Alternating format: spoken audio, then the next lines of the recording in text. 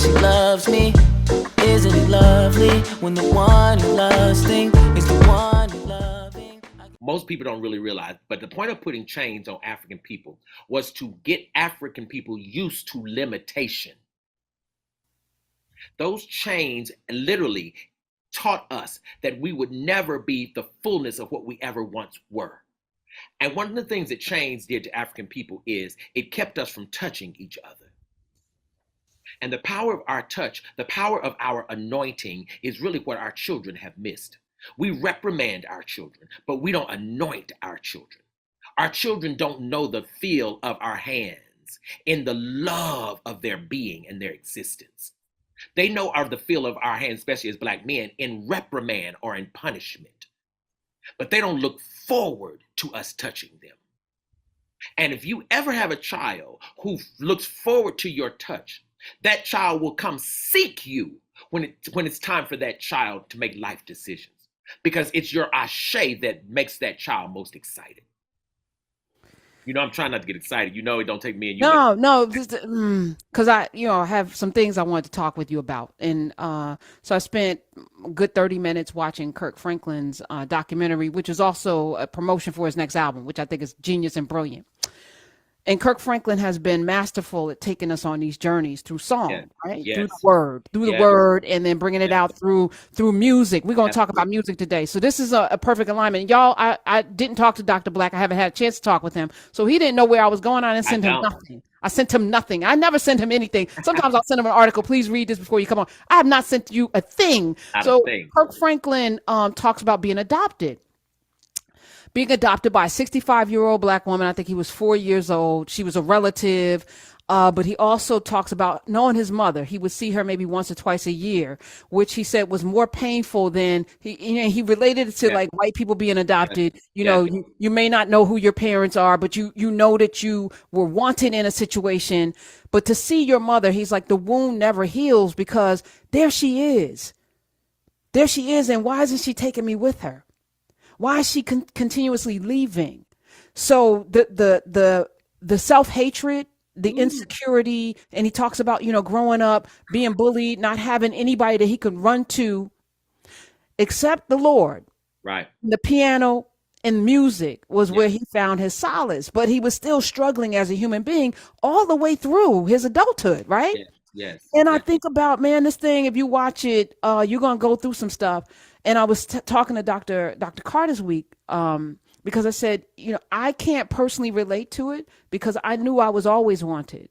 I knew that, I was always wanted from birth. I was, the favorite little grandchild because I was my grandmother's on my mother's side first. So I would spend my summers with her. And boy, did she spoiled me to the point that my mother and I would get into fights about what she would allow me to do. Like, because she would just talk to me and I would come back talking like an adult, because I'm spending time with my grandmother. We would play Pekino. She would take me with her little friends, her older friends, and give me some coin, teach me how to play Pekino with them. So I'm with these women going to bingo, eating everything. And she just doted on me and would just rub to the point, the touch, thunderstorms. I would be curled up in her arms. And I remember it like it was yesterday. Wow. But my dad too, even though he worked 1,000 hours a day, my mom, I knew that I was a child that was wanted. So when I'm watching Kirk Franklin talk about the disconnect of seeing your mother and then she keeps leaving and knowing that no one wanted you, no one wanted him. And I always tell people, we want people's success and their fame, but we don't want their trauma. Right. Sometimes you can't have one without the other. Sometimes there's an equal measurement of your trauma and either breaks you down to nothing or you rise above it and you become Oprah or Tyler Perry or Kirk Franklin. Right. Or Steve Harvey, they those are manifest, or Viola Davis. Right. Or Viola, right. Sure. But the rest of her sisters are not Viola Davis. Oprah's rest of her siblings are not Oprah. Only one cracks through the concrete. And I thought about you because I've been thinking about you for the last week. And you have not a similar story, but kind of a similar story. Absolutely. And the wonderful thing is, it's so funny you're talking about Kirk Franklin because, of course, I'm a choir director, and my choir sings Kirk Franklin stuff. We sing practically everything the man's ever published. I know his story extraordinarily well, right? And the thing that I have come to understand is the thing most people are missing is that we as Black people, we keep looking at our lives and our existence in terms of what our physical eye can see. See, African eyes are always pressing person to see in the invisible. What we do through Christianity, etc., is we see the visible and we try to draw conclusions upon it. But one day, what I would love to tell Kirk Franklin is actually Kirk Franklin, and before Kirk Franklin was ever born, before he was ever conceived, he chose that 64-year-old woman to rear him. He chose her. And the reason he chose her is because that 64-year-old woman loved God enough to plant the seeds of the love of gospel music in him. That's why who he is now. But he needed to know his mother so that his wound would be just close enough to him that he'd never forget it. Why do you need to remember your wounds? You've got to remember the wound. If a person does not remember the wounds, the beauty and the power of your healing gets distorted. See, the first thing that every healer must be is wounded. By definition, the healer must be wounded. Why? Because in order for a healer to heal, you have to know the depths and the dimensions of pain.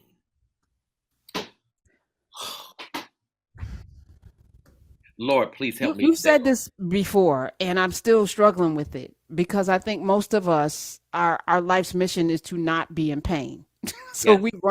we run from pain. Yes. No one runs into pain. Nobody's trying to be, although I feel like some of our lives are an example of running into pain. Like we keep Yes. making these same choices in Yes. relationships, but no one, I think, consciously runs into pain. Nobody Nobody. is looking That's for right. pain. That's right. We're Nobody's running looking from for it. it. We're going to But the anesthetize. We're going to irony, drink it away. We're going to sex it away. We're going to find right, a way to not feel pain. right. But the irony, Karen, is nobody wants it, but everybody's going to have it. Every life is going to have it. But it's like who would ask for rain if you didn't have to have it? But rain is doing a magical work. It's we love the fruit of rain, but none of us loves the process of rain. We say, oh, it's a gloomy day. Is it? Is it really? I thought you planted seeds last week. How you going to bring up that? Epiphany that came from this week. Dr. Black is here, y'all. If you want to join us in conversation, the number is 866-801-8255. I had a revelation this week as well about pulling up weeds. I'm Yeah. OCD by nature. Like I will pick on something, and so if I'm walking, I see some weeds, I will probably be in my garden for an hour trying to pull up every weed. I had a weed-like situation with people. As I was telling the audience, I went down to South Carolina to walk the paces Right. of the actual Right. retreat. And as I was there, I was complaining in my mind about some people there, right? And they're not this and this and that. So I'm gonna go down there, and and I came with Right. that energy. And then I got there, and it wasn't that story at all. That was what I had fabricated in my mind based on my experiences with certain people and Right. how they normally behave. I made assumptions. Now, I might have been right about the assumptions to a point, but what I didn't realize as I was going through the paces was that I didn't communicate certain things. So therefore so like the place is going to be shut down for a period of time.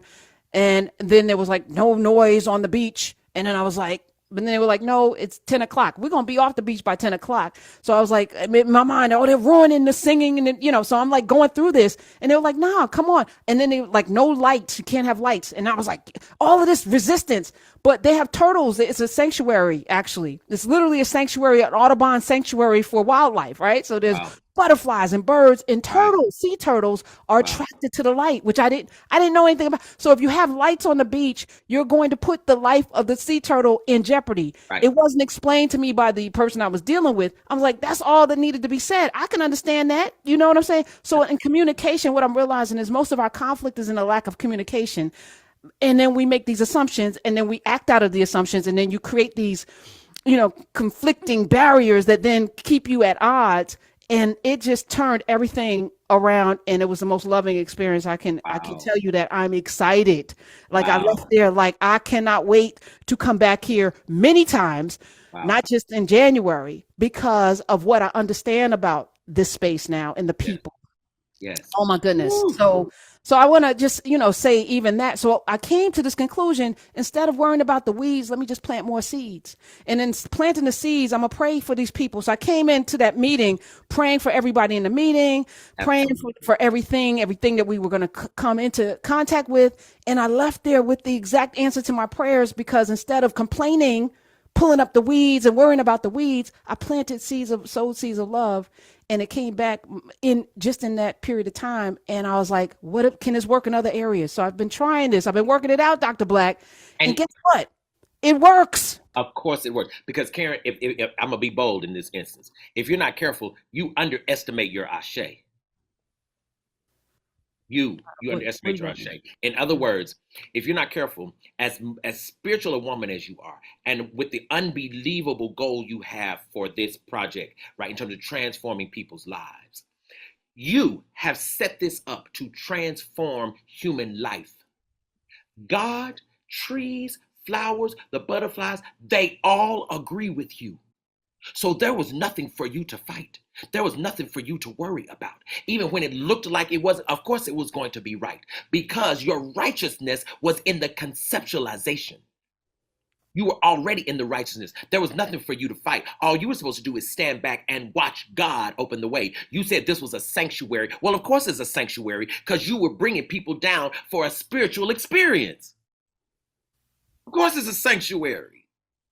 That makes sense to me. And what I'm saying in terms of your ashe, Karen Hunter, when you plan a thing, when you put your hands on it, when you conceive a thing that's for other people's life force, against every single human odd, it's going to work.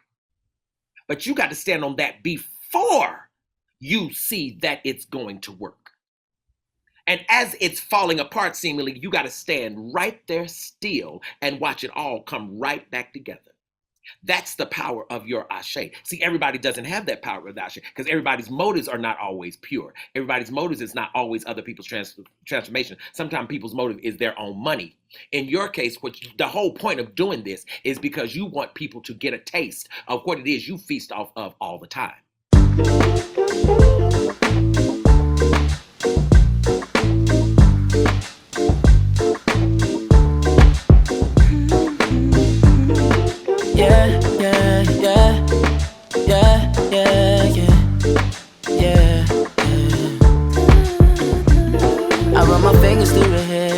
She smiles and says that she loves me. Isn't it lovely when the one you're lusting is the one